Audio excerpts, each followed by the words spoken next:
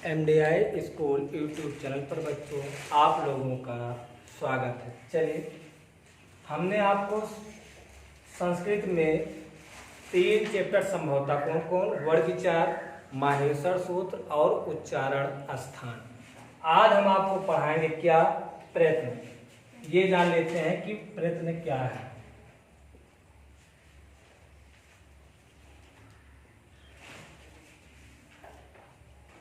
चलिए, तो सबसे पहले हेडिंग डाल लीजिए आप लोग। क्या पहली हेडिंग आप लोगों की हो जाएगी प्रयत्न। अब नोट्स बनाते चलिए, ठीक। अब बनवा दिया करें नोट्स ना, जिससे आपको आसानी है। तो नोट्स में लिख लीजिए प्रयत्न। अब क्या लिखना है, लिखिए वर्णों के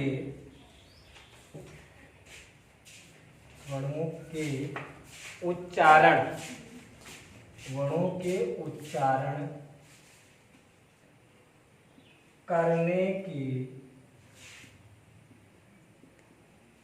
चेष्टा को, वर्णों के उच्चारण करने की चेष्टा को क्या कहते हैं, प्रयत्न कहते हैं। वर्णों के उच्चारण करने की चेष्टा को ही क्या कहते हैं, प्रयत्न कहते हैं। ठीक, इसी में नोट्स क्या लिखेंगे, अगला पॉइंट होगा कि प्रयत्न 2 प्रकार के होते हैं। प्रयत्न 2 प्रकार के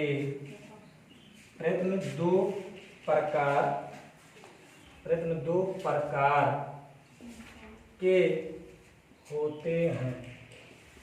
प्रयत्न 2 प्रकार के होते हैं। कौन कौन? नंबर 1 आभ्यंतर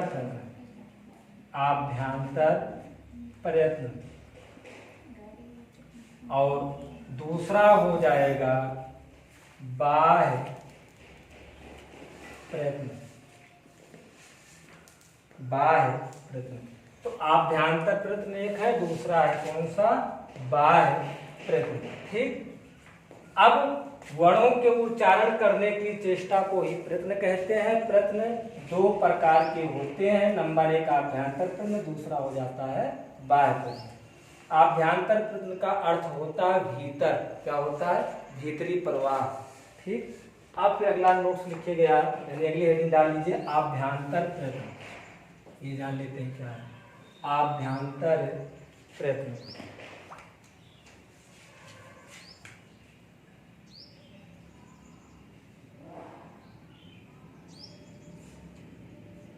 आभ्यंतर प्रयत्न नंबर 1, नंबर 2, नंबर 3 और नंबर 4 और नंबर 5। नंबर 1 पर क्या था, स्पष्ट। दूसरा ईषद स्पष्ट। तीसरा ईषद विवृत। चौथा विवृत, और 5वां सम्मिलित। ठीक, स्पष्ट का मतलब होता है स्पर्श होना। ईषद स्पष्ट का मतलब होता है थोड़ा स्पर्श होना, थोड़ा स्पर्श होना। ठीक, यही था ना। अगला क्या है, ईषद विपरीत, थोड़ा खुला हुआ, थोड़ा खुला हुआ। और विपरीत का मतलब हुआ केवल खुला हुआ।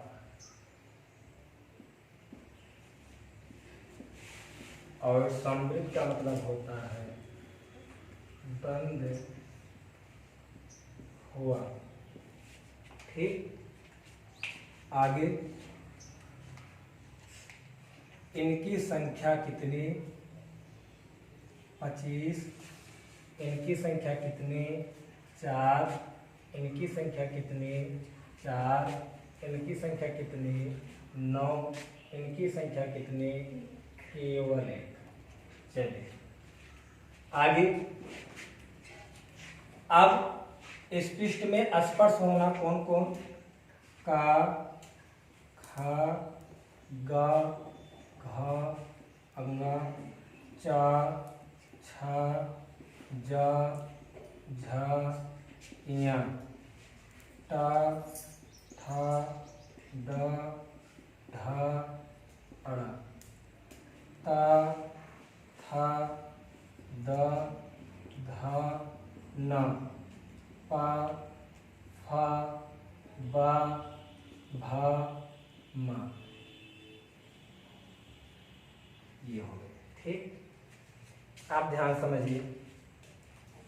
ये जो बन जा रहा है इससे बाहर कुछ नहीं जाएगा। ध्यान समझते चलो केवल। आभ्यंतर प्रश्न कितने, हाँ थोड़ा सही कर लीजिए, पूरा नोट्स बनाते चलिए। आभ्यंतर प्रश्न कितने 5। और जो वीडियो देखे रहेगा तो उसी को नोट्स भी जो भेजा जाएगा समझ में आएगा। और वीडियो नहीं देख रहेगा ऐसे ही पहुंच गया, अब समझ में नहीं आएगा इसका मतलब क्या होता है। तो आप वीडियो देखेंगे तब समझ में आएगा, क्योंकि जब हम भेजेंगे तो ऐसा बना ही बनाया होगा, तो आप समझ नहीं पाएंगे इस विपरीत का मतलब क्या हुआ, विपरीत का मतलब क्या है, इसका प्रयोग कहाँ है, नहीं समझ पाओगे। ध्यान समझो कैसे। आभ्यंतर प्रश्न 5 प्रकार के होते हैं। आभ्यंतर का अर्थ होता है भीतरी प्रवाह, जो भीतर से बोला जाए। ठीक, कितने होते हैं 5। स्पृष्ट, ईषद स्पृष्ट, ईषद विपरीत, विपरीत और संवृत, 5 होते हैं आभ्यंतर प्रश्न। और अगली वीडियो में पढ़ाएंगे बाह्य प्रश्न जिनकी संख्या 11 होती है। ठीक, तो आज केवल आभ्यंतर ही पढ़ाएंगे, क्योंकि ऐसे भी ये बड़ा पूरा समझना पड़ेगा। अब देखो 5 कौन कौन, फिर से हमारे साथ कह लीजिए, जानो याद हो जाए। संस्कृत का उच्चारण करना तकलीफदायक होता है, इसलिए उच्चारण करा करो हमारे साथ। स्पृष्ट, ईषद स्पृष्ट, ईषद विपरीत, विपरीत और संवृत। फिर से कैसे, इस तरीके से। स्पृष्ट का अर्थ होता है स्पर्श होना, जो स्पर्श करके बोला जाए, जैसे क, ख, स्पर्श करके जो बोला जाए वही का स्पृष्ट कहा जाए, स्पर्श होना। ईषद स्पृष्ट, थोड़ा स्पर्श होना, य, व, र, ल, थोड़ा स्पर्श होना, ईषद स्पृष्ट। ईषद विपरीत, पूरा खुला हुआ, पूरा मुंह खुल जाए, कहो छोटा सा, बड़ा सा, पूरा मुंह खुल जाए।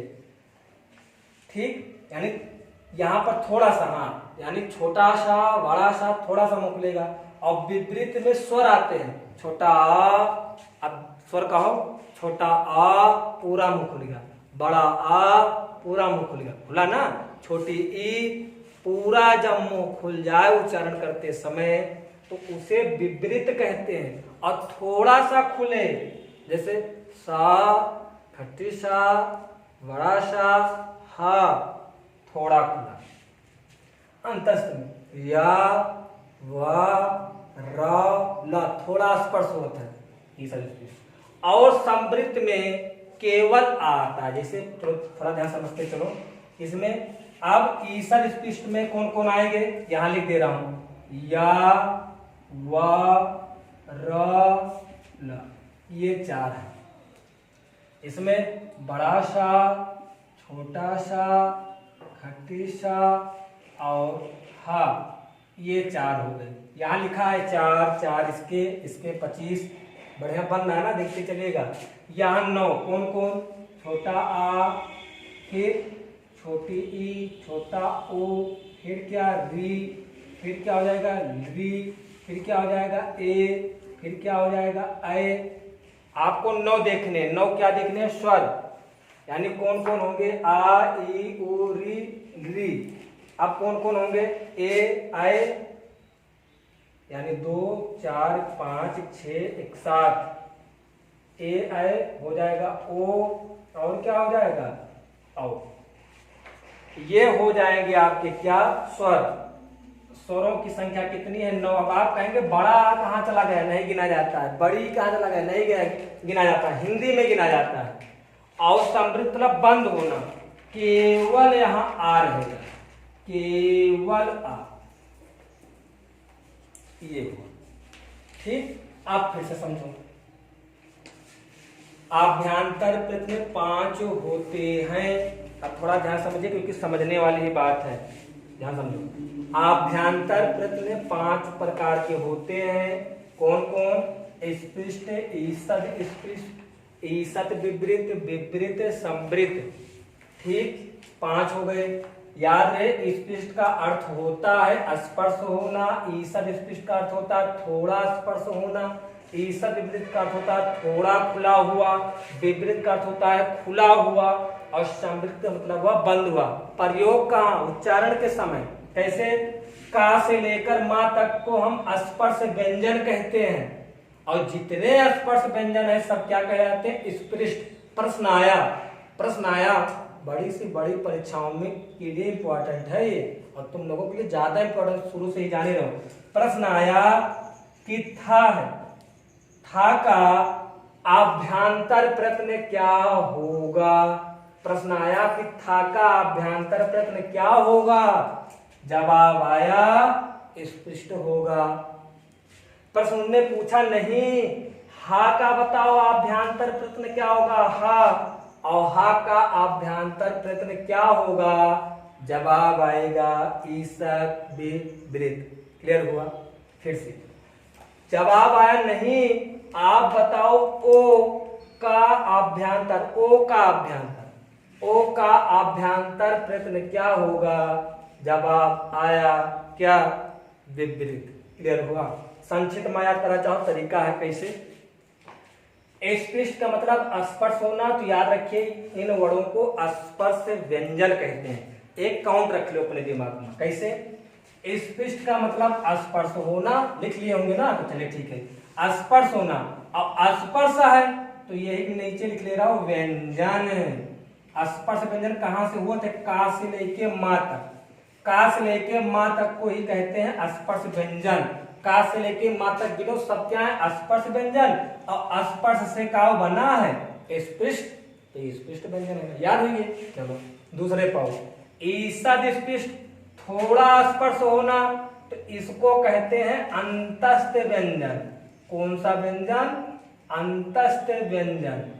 और याद रखे रहो अंतस्थ व्यंजन की संख्या 4 है। या वा रा ला, या वा रा ला, या वा रा ला अंतस्थ व्यंजन है। और इसे याद रखे रहो कि अंतस्थ व्यंजन का कहा थी ईषद स्पृष्ट, या पाओ ईषद विपरीत का कहा थे ऊष्म व्यंजन।